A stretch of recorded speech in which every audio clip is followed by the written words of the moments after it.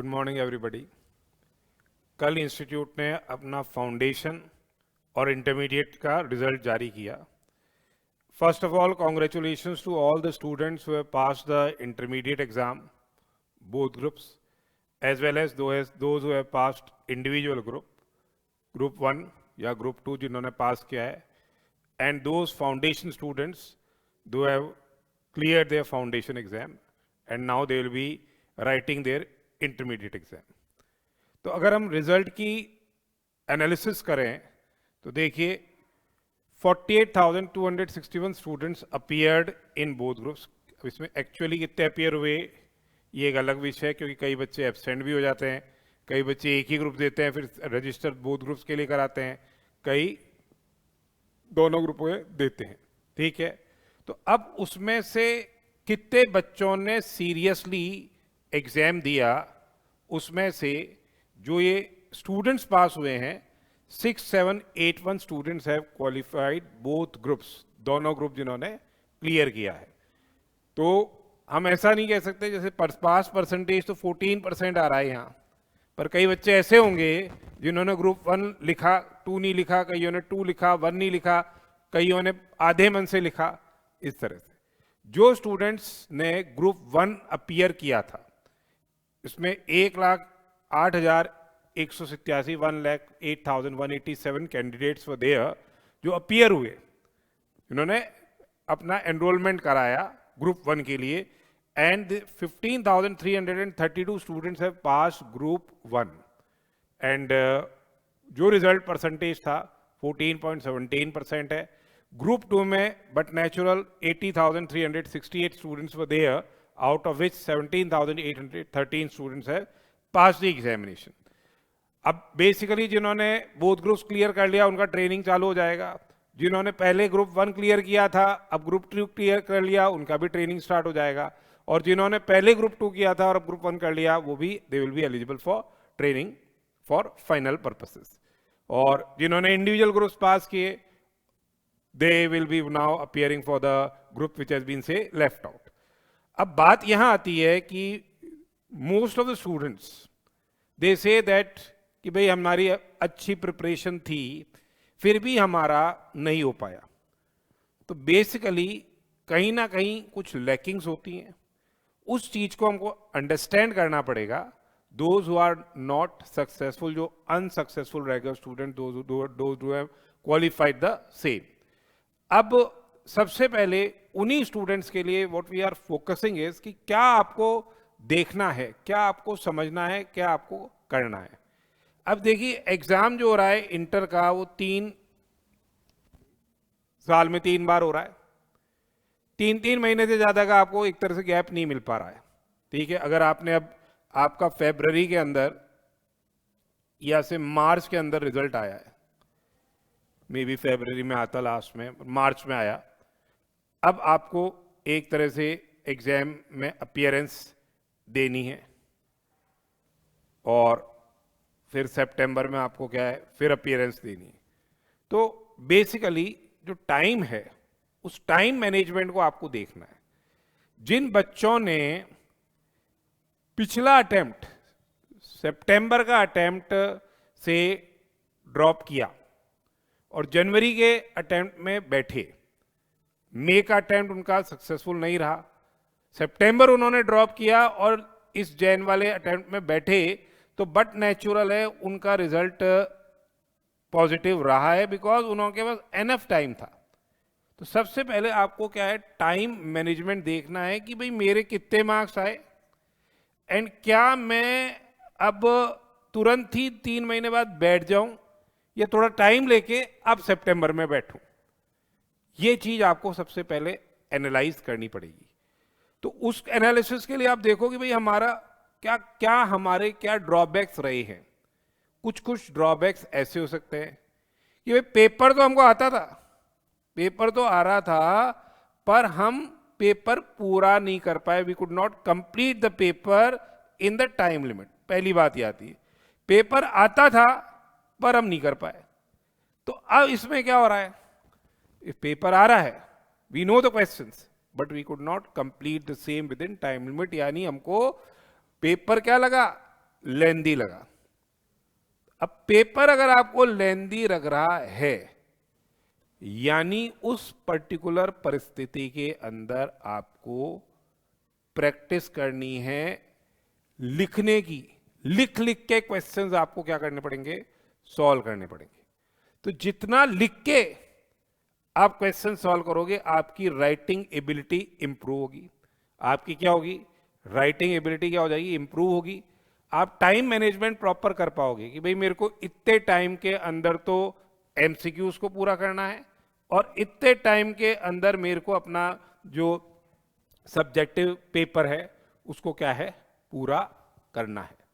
ये चीज आपको, पहली बात, जिन स्टूडेंट्स को पेपर आता था पर वो कंप्लीट नहीं कर पाए, उन लोगों के लिए बेसिक चीज क्या है, उन्होंने आधी जंग वैसे ही हार दी। क्योंकि जो अगर पूरा कर रहे होते तभी तो मार्क्स मिलेंगे, चाहे वो गलत हो चाहे सही हो, एक अलग विषय है। ठीक है। अब एक ऐसे बच्चे हैं जिनको क्या है, पेपर उन्होंने क्या कर दिया, कंप्लीट कर दिया। पेपर तो कंप्लीट लिख के आए पर उनके मार्क्स नहीं आ रहे हैं, उनके मार्क्स नहीं आ रहे हैं। वो कह रहे हैं हमको सब आता है, हमने पूरा पेपर कर लिया सर, पर हमारे को क्या है, मार्क्स नहीं आ रहे हैं। तो यहां बेसिकली आपको बहुत ही सोचने का विषय है। ये आपकी क्या हो सकती है, कंसेप्चुअल मिस्टेक्स हो सकती हैं जिनको आपको सही करना पड़ेगा। मिस्टेक्स कंसेप्चुअल हो सकती है, आपको कंसेप्ट ही नहीं पता और आप अपने हिसाब से क्या है कर रहे हो, तो वो गलती है। तो कंसेप्चुअल मिस्टेक्स हो सकती है, या आप एक अपनी जो प्रेजेंटेशन है वो आप नहीं कर पा रहे हो। जो वर्किंग नोट्स थे जिनके मार्क्स अलॉट होते हैं, वो वर्किंग नोट्स आपने लिखे ही नहीं, you haven't written those working notes जिनके मार्क्स एलोकेट होते हैं। That may result in your say weaknesses. उन वीकनेसेस को आपको क्या है, पूरा करना होगा। If conceptual mistakes are there, फिर तो आपको एक बार इन डेप्थ स्टडी करने की रिक्वायरमेंट रहेगी। प्रेजेंटेशन है तो प्रेजेंटेशन को इंप्रूव कैसे करोगे, वही राइटिंग एबिलिटीज से आप अपनी प्रेजेंटेशन को इंप्रूव करोगे। ये चीज आपको सोचने का विषय। ठीक है। बाकी फंडामेंटली पेपर की लेंथ और पेपर की ट्रिकीनेस, टैक्सेशन पेपर की जब हम बात करते हैं तो रहेगी, because taxation basically is a subject जहां आपको कंसेप्चुअल अंडरस्टैंडिंग की रिक्वायरमेंट है और आपको क्या है, उसकी एप्लीकेशन करनी आनी चाहिए। ये नहीं कि सिर्फ इनकम टैक्स का पार्ट ही अब आ रहा है कि भाई डिफिकल्ट है, लेंदी भी है, डिफिकल्ट भी है। जीएसटी का पेपर भी काफी कंसेप्चुअली स्ट्रांग और डिफिकल्ट बना रहे हैं, पहले जैसी बात नहीं है। जीएसटी में भी in depth knowledge is required, in depth knowledge की रिक्वायरमेंट रहेगी। अब बात यहां आती है कि सर अब आज की परिस्थिति के अंदर अब क्या करें। तो देखिए ये डिपेंड करता है how much marks you have scored, whether you are कई अपने कंसेप्चुअल मिस्टेक्स हैं कि प्रेजेंटेशन मिस्टेक्स हैं कि क्या अपन सीरियस ही नहीं थे क्या पेपर लिखने के अंदर, वैसे ही बिना पढ़े ही लिख के आ गए क्या। वो सब चीज़ों को एनालाइज करके ही आप एनालाइज कर सकते हैं कि भाई मेरे को क्या मई में अपीयर होना है, मई में अपीयर हूँ, मई जून में जो एग्जाम हो रहा है उसमें अपीयर हूँ, या फिर मैं कब एग्जाम में किस एग्जाम के अंदर अपीयर हूँ। भाई मैं आप सितंबर वाले में अपीयर हूँगा। बेसिकली टैक्सेशन की बात हम कर रहे हैं। अब टैक्सेशन के अंदर जो है आपके इनकम टैक्स के अंदर फाइनेंस नंबर 2 एक्ट एप्लीकेबल हो गया। फाइनेंस नंबर 2 एक्ट 2024 क्या है आपके अप्लाई हो रहा है, यानी अब आपका असेसमेंट ईयर क्या है, बदल चुका है। असेसमेंट ईयर बदल चुका है। तो फंडामेंटली फोकस मस्ट बी कि आप सारे अमेंडमेंट्स जो हैं वो सही से करें। जिन लोगों को कंसेप्चुअल मिस्टेक ही है तो वो तो बेसिकली क्या है, चैप्टर 1 से जो बेसिक कंसेप्ट्स है उससे ही आप स्टार्ट करें, क्योंकि कहीं ना कहीं मिस्टेक है तो वो आप करें। जैसे अपन ने पहला चैप्टर बेसिक कंसेप्ट का किया, बेसिक कंसेप्ट्स किए, तो बोला भाई साथ साथ अब इसमें क्या आ गई, अपने टैक्स रेट्स आ गई। तो उन टैक्स रेट्स में जो आपका default tax regime section 115 BAC में जो टैक्स रेट्स हैं उसमें जो चेंजेस हुए, उसकी जो एप्लीकेशन है वो सब जगह आएगी। तो टैक्स रेट्स को आपको बिल्कुल सही से करना है, ये नहीं पुरानी वाली टैक्स रेट से टैक्स लायबिलिटी निकाल दें। बीएसी के अंदर जो आपका डिफॉल्ट टैक्स रिजीम है उसमें टैक्स रेट्स में चेंज हुए। टैक्सेशन कैपिटल गेन्स का भी क्या हुआ है, टैक्सेशन 23 जुलाई 2024 के बाद जो टैक्स रेट्स हैं शेयर्स पे जो आपके कैपिटल गेन्स राइज हो रहा है, way securities transaction tax has been paid, ठीक है, at the time of acquisition as well as transfer equity shares listed in recognized stock exchange।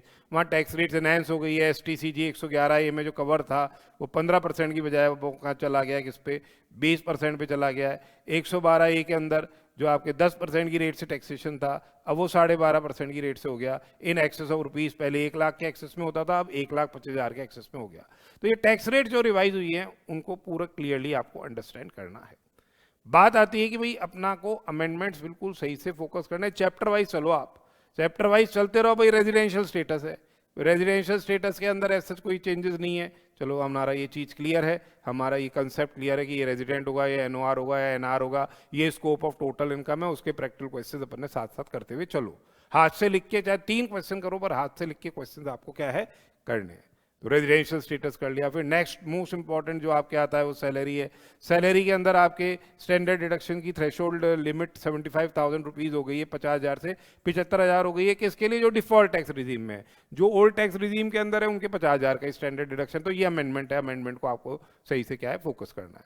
फिर जब हाउस प्रॉपर्टी की बात आती है तो अगर आप 28 के पीजीबीपी के अंदर एक्सप्लेनेशन ऐड हुआ है कि अगर आप किस में एंगेज हो, रेजिडेंशियल प्रॉपर्टी को लेट आउट करने के बिजनेस में एंगेज हो, आप रेजिडेंशियल प्रॉपर्टी को लेट आउट करने के बिजनेस में एंगेज हो, तो आपकी जो इनकम होगी वो एचपी हेड में ही टैक्सेबल होगी, पीजीबीपी हेड में टैक्सेबल नहीं होगी, भले ही से आप लेटिंग कर रहे हो किसको, रेजिडेंशियल हाउसेस को।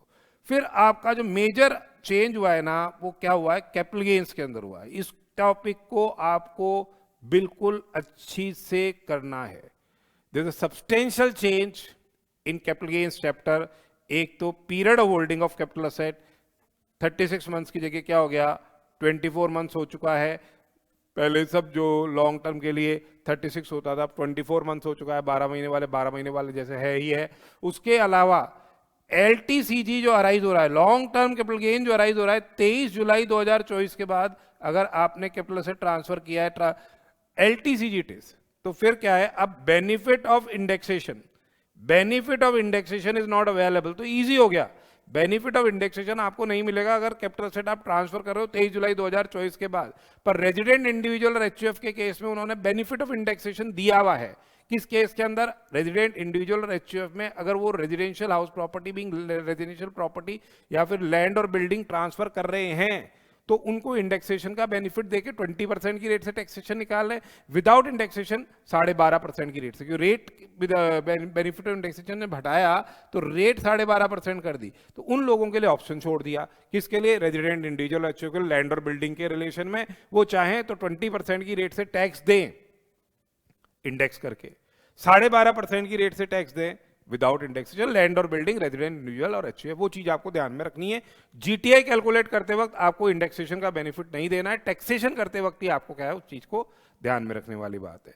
फिर आती है भाई डिविडेंड में 222F एक नया क्लॉज जुड़ गया भाई बायबैक पे जो अमाउंट अब मिल रहा है वो डिविडेंड के फॉर्म में टैक्सेबल होगा। पहले बायबैक पे वो 1034A का एग्जेम्पशन था शेयर होल्डर के एंड में, अब वो कंपनी को 115 QA में जो टैक्स देना पड़ता था वो हटा लिया गया 1 अक्टूबर 2024। तो तारीख भी ध्यान में रखनी है। Remember the dates when the amendments have taken place, किस तारीख से क्या क्या अमेंडमेंट हुए।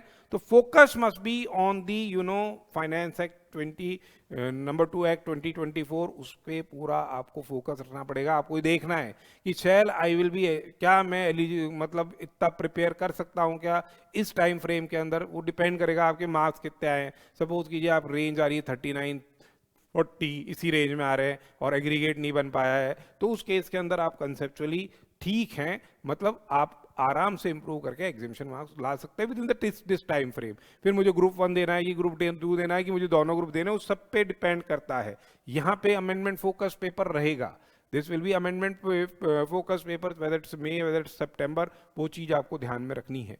वैसे ही आपके फैमिली पेंशन का जो डिडक्शन है, जो आपके अदर सोर्सेज के अंदर वो 25,000 रुपये हो गया, जिस 1/3 ऑफ सच पेंशन और 15,000 विच आर लेस, वो डिफॉल्ट टैक्स रिजीम में 25,000 हो गया है, ओल्ड टैक्स रिजीम में वो 15,000 है। ऐसा बहुत ज़्यादा मेजर चेंजेस नहीं है, पर चेंजेस हैं, तो जिसको आपको अप्लाई करना पड़ेगा for the students who are writing their exam in May 25 and September 25। GST के अंदर भी they issued so many circulars.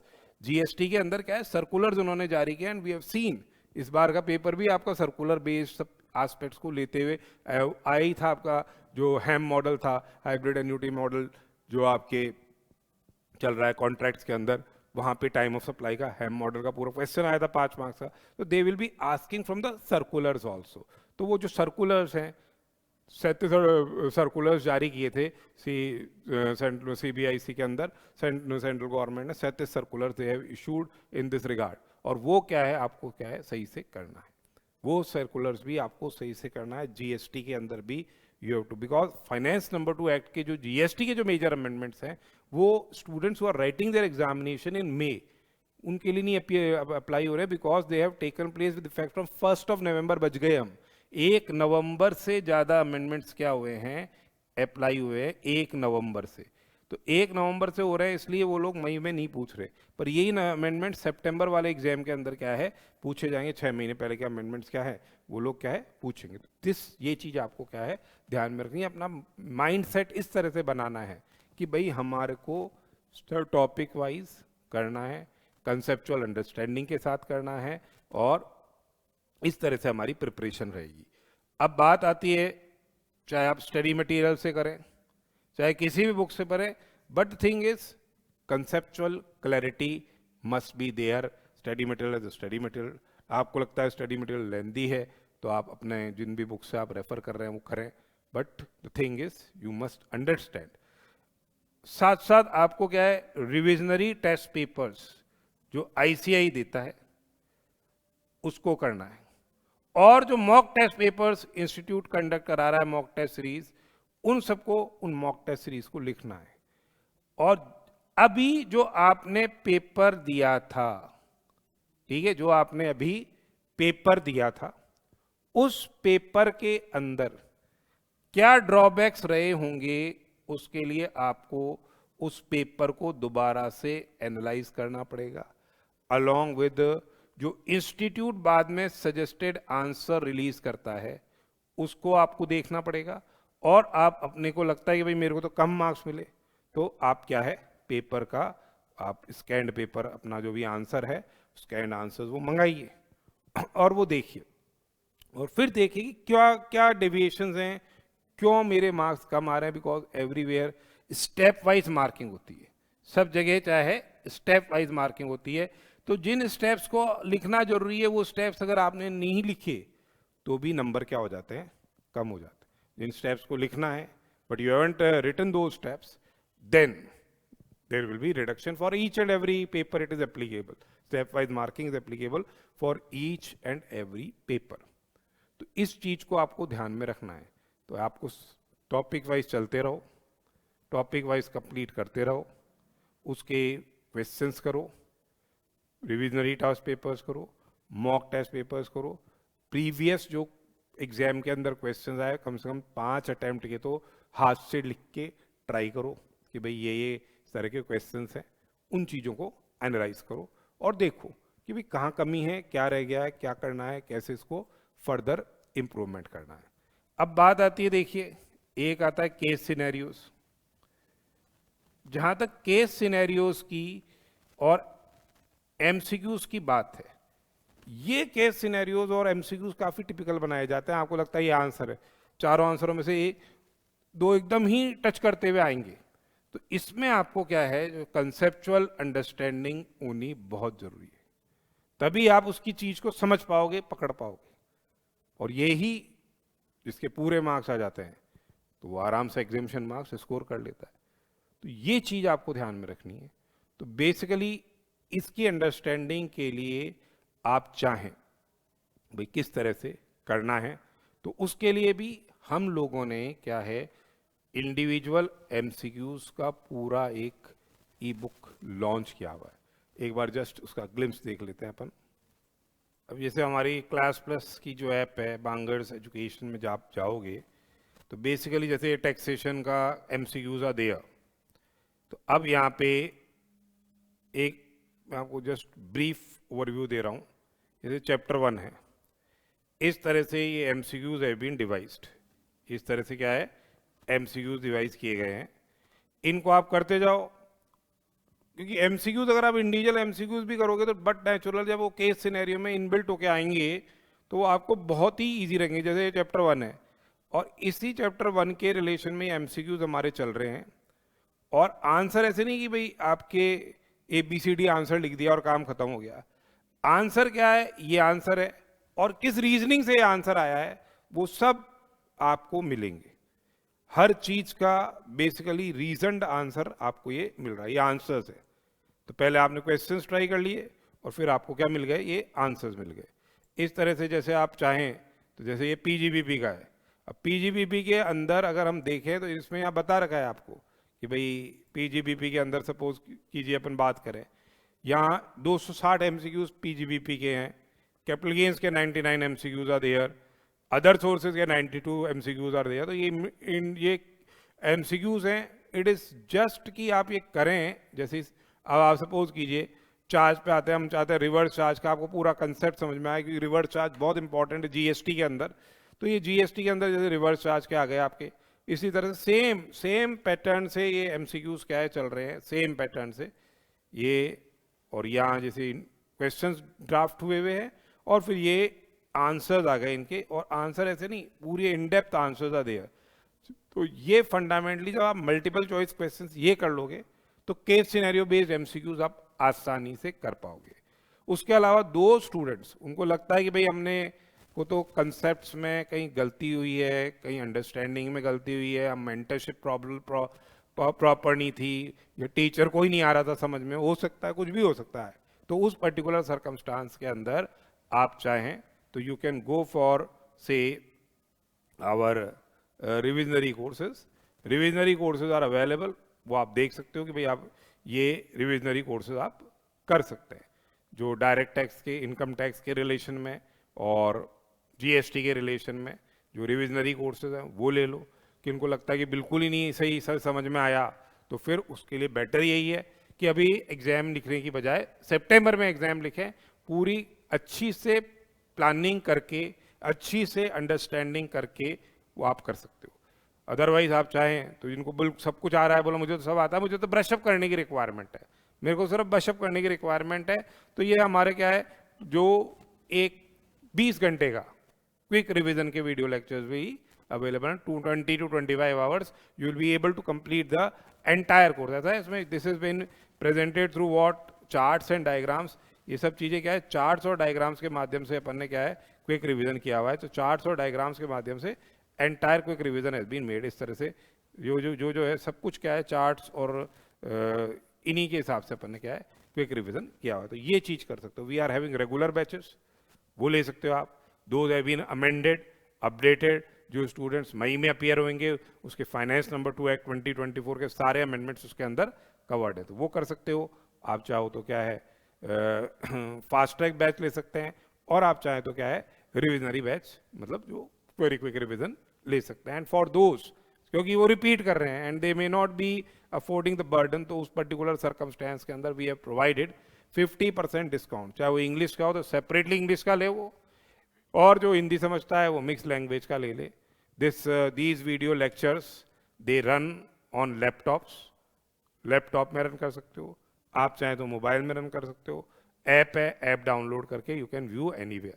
इसी हिसाब से in case if you want physical books are available for both taxation, GST, income tax, as well as what, आप चाहें तो ई book ले सकते हैं जो डाउनलोडेबल और प्रिंटेबल भी है, तो आप डाउनलोड करके प्रिंट भी करा सकते हो। ई बुक में जिन चैप्टरों की आपको रिक्वायरमेंट है उनका आपने प्रिंट आउट ले लिया, अदरवाइज आप आराम से उसको टैब पे, लैपटॉप पे, इवन मोबाइल पे आप क्या है पढ़ सकते हो। But I don't recommend you to read the same on mobile, it's better you go on the laptop और better you go on the tab, क्योंकि उसमें इमेज बड़ी आएगी तो आंखों पे आपका जोर भी ज़्यादा नहीं पड़ेगा। तो घबराने का बेसिकली कोई इशू यहाँ नहीं है। for the students who have not passed the examination, don't worry about the same कि भाई गलतियां करके ही हम सीखते हैं, क्या क्या गलतियों से ही सीखना सबसे बड़ी सीख है। अगर हम उसमें भी नहीं सीखते तो फिर हम बेवकूफ़ हैं। तो पहले जो गलतियां की है उससे आप सीखिए, उन गलतियों को ख़त्म करें और फिर आप आगे बढ़ते जाएं। हर पेपर के लिए, चाहे वो ऑडिट हो, चाहे वो लॉ हो, चाहे वो टैक्सेशन हो, चाहे वो अकाउंट्स हो, चाहे वो कॉस्टिंग हो, सब जगह यही चीज़ क्या होती है, अप्लाई होती है। इंस्टीट्यूट के जो सजेस्टेड आंसर्स हैं, इसी हिसाब से एमटीपी भी आपने दिया तो उसके जो सजेस्टेड देखे, आरटीपी भी किया तो उसके सजेस्टेड देखो, उन सबको करो। करने से होगा, हाथ से लिख के करने से होगा। वर्किंग नोट्स लिखने पड़ेंगे, वो आप शॉर्टकट्स नहीं कर सकते हो। सो मेंटल आप अपना फ्रेम दिमाग में ये कर लो कि भाई मेरे को क्या है, पॉजिटिव एटीट्यूड से मुझे ये एग्ज़ाम पास करना ही है, और उसी एटीट्यूड से आप चालू करो, भगवान का नाम लेके नई शुरुआत करो। जो जो नहीं हो पाए और जो पास हो गए उन लोगों के लिए भी अभी जर्नी काफ़ी लंबी है, जो सीए फाइनल की है तो अभी ट्रेनिंग का रहेगा सब। तो ट्रेनिंग में पूरी अंडरस्टैंडिंग करनी है, पूरा और ट्रेनिंग के जो आपने सीखा प्रैक्टिकल ट्रेनिंग में, वो ऑडिट के अंदर, वो लॉ के अंदर, वो टैक्सेशन के अंदर, वो चीज़ें आपको सब चीज़ काम आएगी।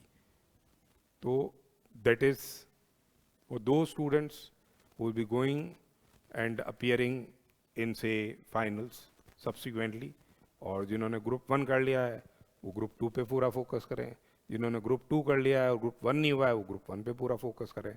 और बोथ ग्रुप्स वाले देख लें कि भाई मेरे पास अभी टाइम है क्या इतना कि मैं अभी तुरंत ही अपीयर हूँ, क्योंकि जल्दबाजी में किया अभी गड़बड़, फिर वापस गड़बड़ हो जाएगी तो फिर टाइम निकल जाएगा। तो टाइम लेके अपनी कमियों को सुधारो और उसके बाद आप आगे बढ़ो। So all the best for your exams now, which will be there either in say May and those who are planning to give in September. Time लेके करो, मेहनत करो, अच्छी से पास हो गए, घबराने का कोई विषय इसमें नहीं है। तो thank you very much and prepare, work hard, prepare exam with and pass exam with flying colors. All the best.